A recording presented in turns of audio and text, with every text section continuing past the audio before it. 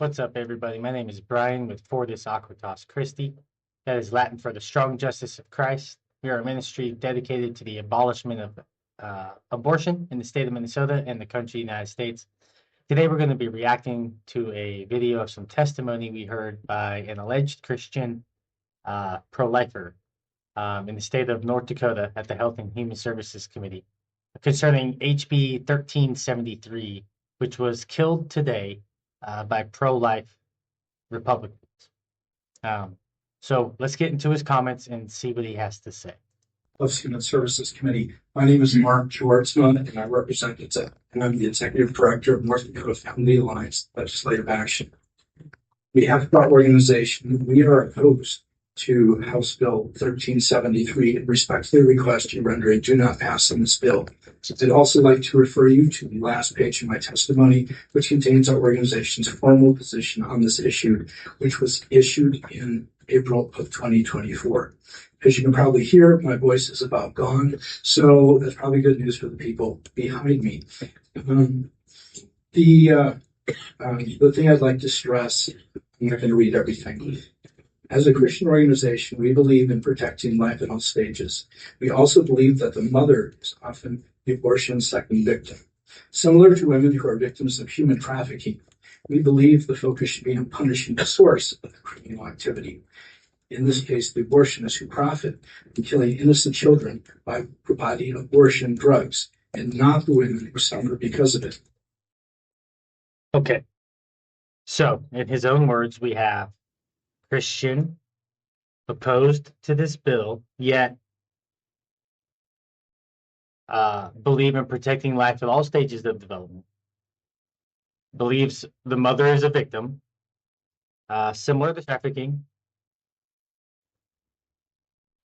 Go after the source of the criminal activity, and i.e. the abortionist who provides the service.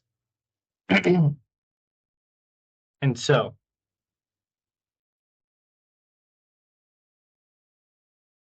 how can you view the one who is seeking the service of abortion as a victim? And what do I mean?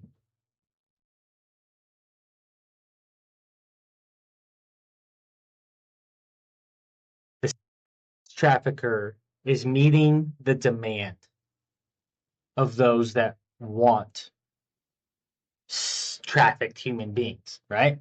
If there weren't people who were creating a demand for trafficked human beings, there would be no human traffickers. If there weren't pregnant mothers, pregnant women demanding to end their children's lives, there wouldn't be abortionists.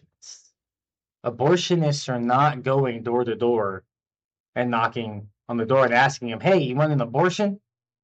No, women, with their own volition, are walking into clinics and walking out of clinics, sometimes taking pills, increasingly taking pills, sometimes having an operation, whatever it is, but murdering their children. And so when it comes to trafficking, human trafficking, do we go after just the ones supplying the trafficked humans? No, we don't. We also go after the ones demanding the supply of trafficked humans.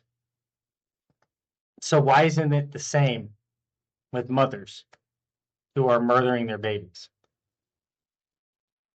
The rapist isn't a victim of the crimes he perpetrates. The burglar is not a victim of the crimes he perpetrates. The disgruntled wife who hires a hitman to murder her husband is not a victim of hiring a hitman. Both her and the hitman are complicit in planning someone's murder. And if they carry it out, they are guilty of murder, premeditated murder. So I'm not sure where this guy is getting his understanding or his reasoning from, but it doesn't seem to be quite logical. From a biblical standpoint, the issue is about balancing justice with mercy. Numerous biblical texts clearly point to situations where it's more important to side with mercy over justice, and this has been listed there. Each side in this debate can quote biblical verses and debate theological arguments forever. And yet, at the end of the day, will likely hold the same viewpoints as they did at the beginning of the discussion. Okay, so I don't know what scriptures he had listed there, but I'm sure that there were some cherry picks, some proof texts. Because he said there that mercy was elevated over justice. But there's nowhere in the Bible that's true. In fact, if that's true, then justice remains unsatisfied, and God is now unjust. So I wonder if that is what this man is saying, that God is unjust in his judgments because justice remains unsatisfied, because no one has paid for sin, for the crimes. Mercy's just been given. That sounds more like a law, who just arbitrarily hands out mercy with no justice. And so, no, he does not have a biblical perspective or viewpoint. And if you can't be corrected, if we can't be corrected by the scriptures, that's called pride. That doesn't mean that you're correct. So he's engaged in part of this post-war liberal consensus that equivalency, all views are equally as valuable and equally as valid. However, this man he doesn't have any merit to what he's saying, because you don't actually see what he's claiming in the Bible. So I'd be curious to know what scriptures he's actually relying. As Christians in America, we seek to be salt and light in a fallen world. It should not be Christian against Christian, mother against child, Christian values against our country's abortion complex. Christian values against our country's abortion complex. Christian values demand that justice be established.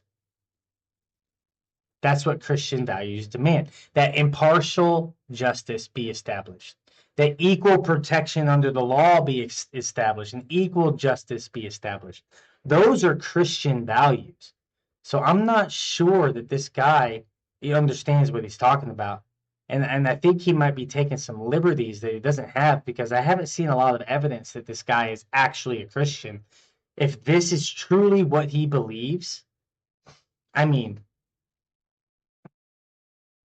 Isaiah 1, 15 through 17, Isaiah 10, Isaiah 30, Leviticus 20, 1 through 5, Romans 3.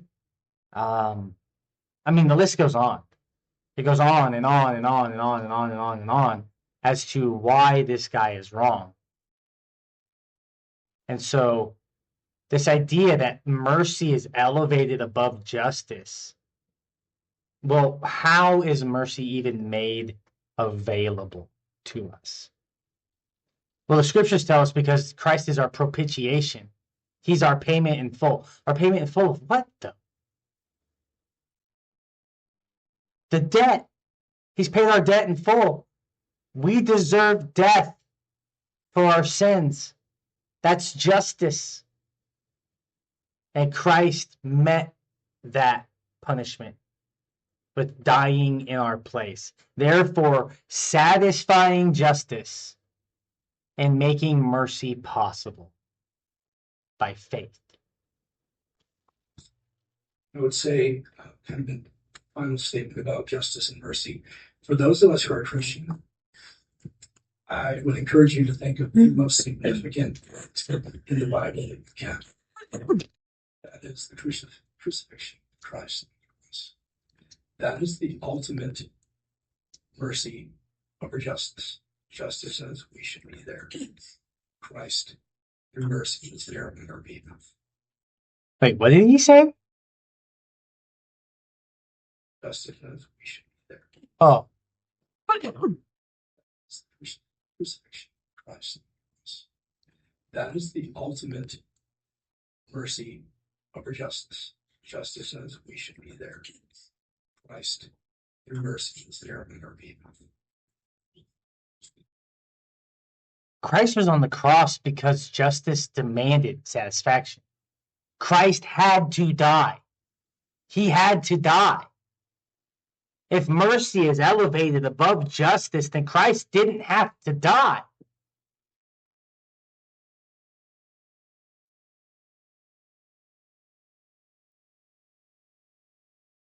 How is mercy even possible without justice?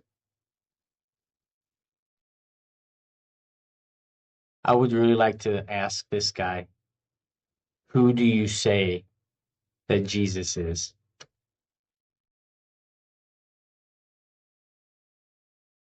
I don't know.